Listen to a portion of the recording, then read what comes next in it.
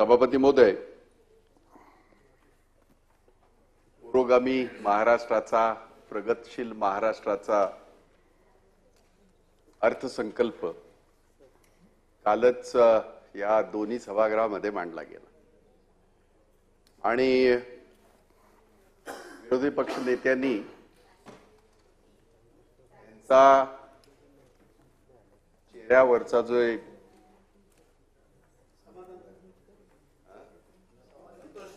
नकाब तो टराटरा फाडलाय. बाकीचं काय राहिले ते मी सुद्धा सांगण्याचा प्रयत्न करणार आहे. काही हरकत नाही, काही हरकत नाही.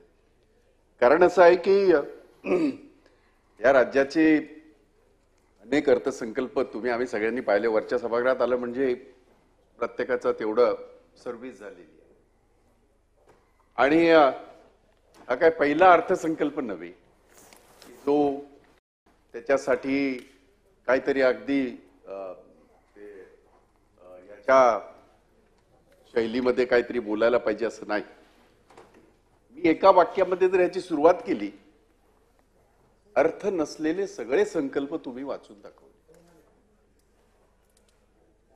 कारण अर्थसंकल्पाचा अर्थ असा असतो, जे संकल्प मी करतोय, जे संकल्प हे राज्य करतंय, त्याच्यासाठी हे अर्थ जे आहे, हे अर्थकारण आहे, इतकं अर्थ आहे ते आम्ही संरक्षित केलेलं आहे.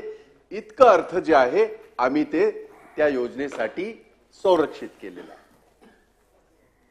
म्हणून अर्थ नसलेला संकल्प तुमचा शेरो शायरीमध्ये संधी मिळाल्यावर त्यांनी 2-4 चौकार मारलेत, काय हरकत नाही.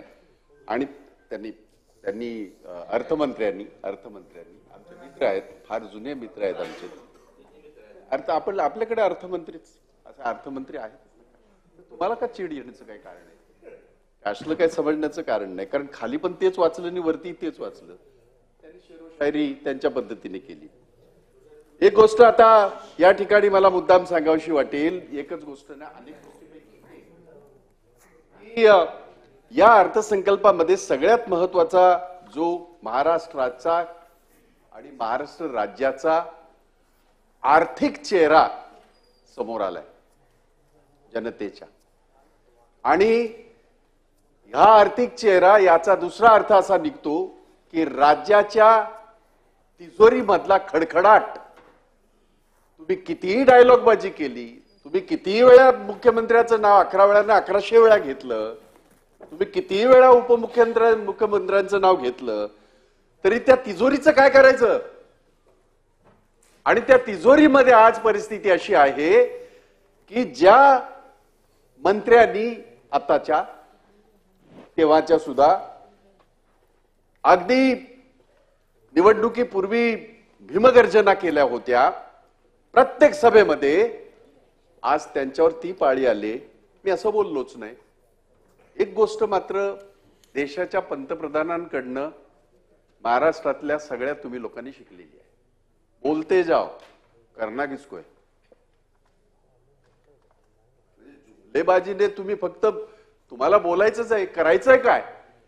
आणि म्हणून ज्या वेळेला 2014ला ह्या देशामध्ये सत्ता बदल झाला आणि देशाचे पंतप्रधान मोदीजी झाले, त्यामुळे एका नव्या संस्कृतीला त्यांनी जन्म दिला. त्या संस्कृतीचं नाव आहे जुमलेबाज संस्कृती. त्याचं तुम्ही परिपूर्ण अगदी